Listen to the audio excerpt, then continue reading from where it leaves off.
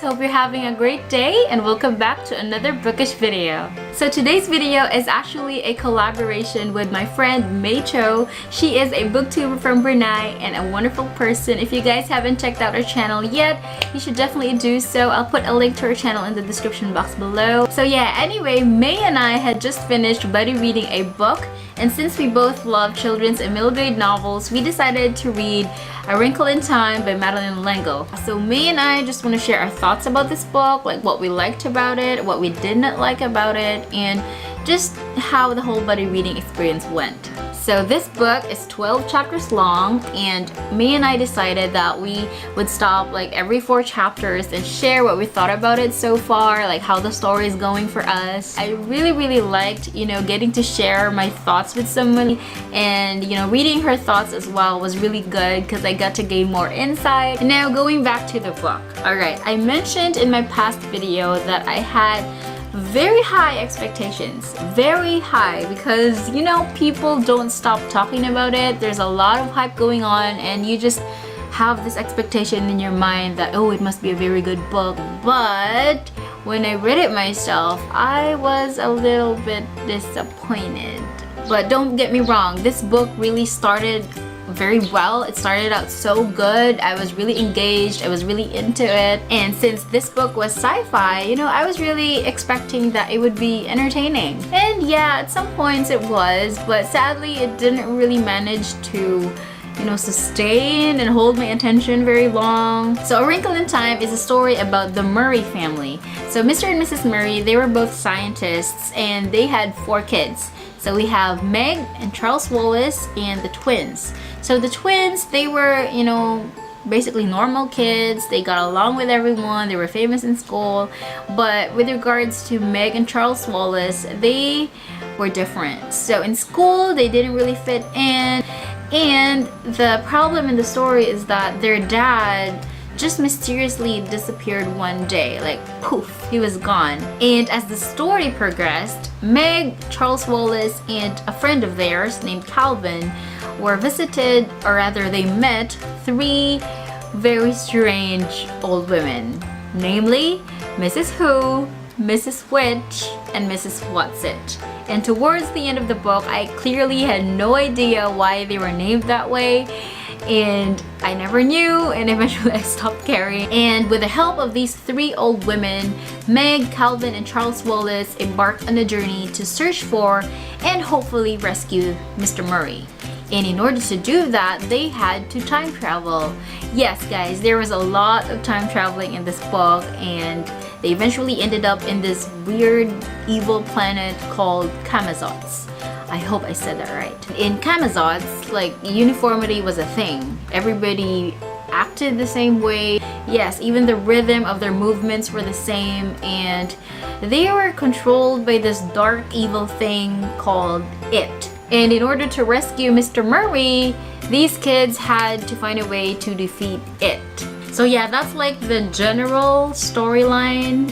I don't want to spoil anything for you guys, so I'm gonna stop talking there. Now I know a lot of people super duper love this book, and I might be in the minority for not liking it as much as they do.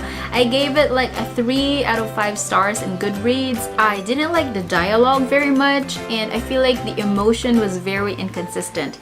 Like there would be some tension, and then all of a sudden it would drop, and I was like, what do you want me to feel? Like I would ask the book sometimes, like, seriously, would you like me to feel scared? Or would you like me to feel pity for the characters, or what? I don't get it. I don't understand like what emotion this book want me to feel. And for some reason, I feel like the story wasn't, supported very well by the details. There were a lot of loose ends, and the characters, oh my goodness, I had so much trouble trying to connect with the characters. I feel like they were strangers to me as I was reading this book. I like being friends with the characters. I like having a personal relationship with them. But in this case, I had nothing. However, talking about the characters, I did like the transformation that happened.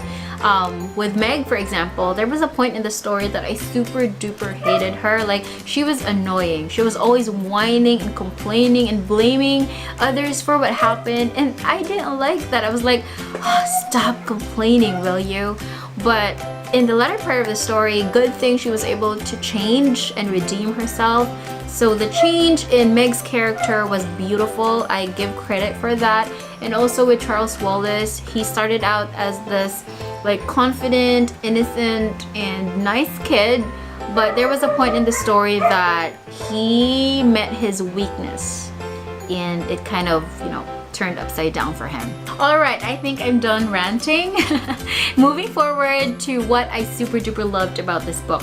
My favorite thing about A Wrinkle in Time is the message. Although I did have a problem with how the message was delivered or how the story was told, but I got the message and I super loved it. I think that's what I really like about literature or stories in general, is that underneath the words, underneath the storyline, there are precious gems. There are lessons to be discovered, and that's the great thing about A Wrinkle in Time. It may appear to be another science fiction story, you know, 3 kids trying to battle the forces of evil, you know, the usual stuff, but this book is trying to teach us something else. I super love that this book is trying to teach us to love who we are, to embrace, you know, the uniqueness that we all have. Just like Meg and Charles Wallace, I mentioned a while ago that they were different. They didn't really fit in at school. People thought that they were weird, but being different doesn't mean that they were dumb. No, they were super smart, and they had,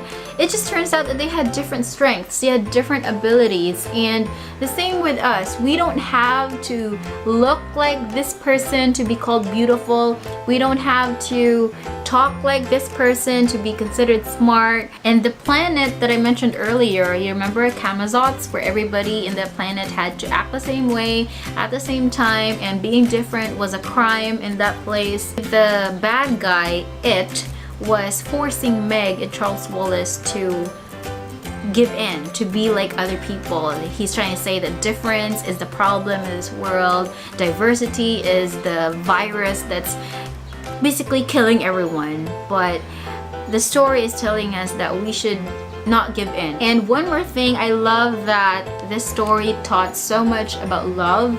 You know, not so much about the romantic kind of love, but love of family, love of friends, and how powerful it is. So yeah, that really touched my heart, and despite all of my complaints about this book, I still loved it in general. Yeah, that's just how I am with books. I may have so many issues and complaints about a book that I'm reading, but if in the end it's still able to touch my heart and turn me into a better person, then I think that book deserves so much praise. Alright, so that's all that I have to say for A Wrinkle in Time. I really enjoyed buddy reading this with May. This book is actually the first out of 5. It's a quintet. And May and I were discussing, you know, whether we would like to continue reading books 2 to 5.